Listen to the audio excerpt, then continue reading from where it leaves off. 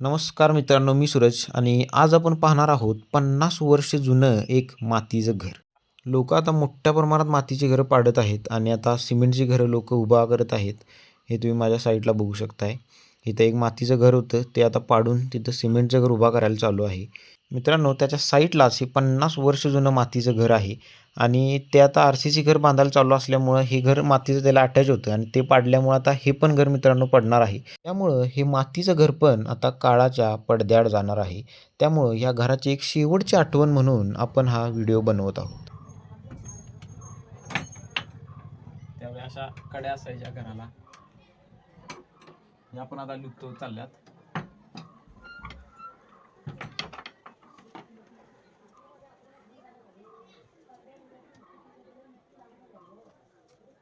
आणि मित्रांनो, सगळ्यात महत्त्वाचं म्हणजे ही जी माझ्या साईडला ही जी भिंत आहे, तर याला कुडाची भिंत म्हणतात आणि जवळजवळ 45 ते 50 वर्षापूर्वी केलेली ही भिंत आहे.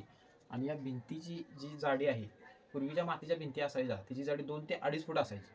त्याने जागा भरपूर व्यापायची. पण ही जी भिंत आहे याला कुडाची भिंत म्हणतात. का अशी बांबूच्या पट्ट्या वगैरे त्याच्या मारून त्यानंतर त्याला मातीनं असं लिपलं जायचं. कुडाची भिंत फक्त 6 इंच जागा व्यापते.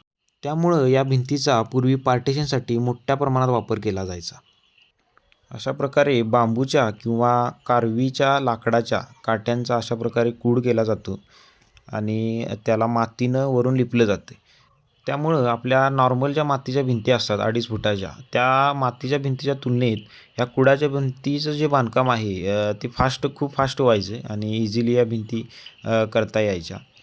आता या कुडाच्या भिंती किंवा मातीची घरं लुप्त होत चाललेली आहेत. तरी पण अजूनसुद्धा कोण मातीच्या घरात राहत असेल तर ते खूपच लकी आहेत.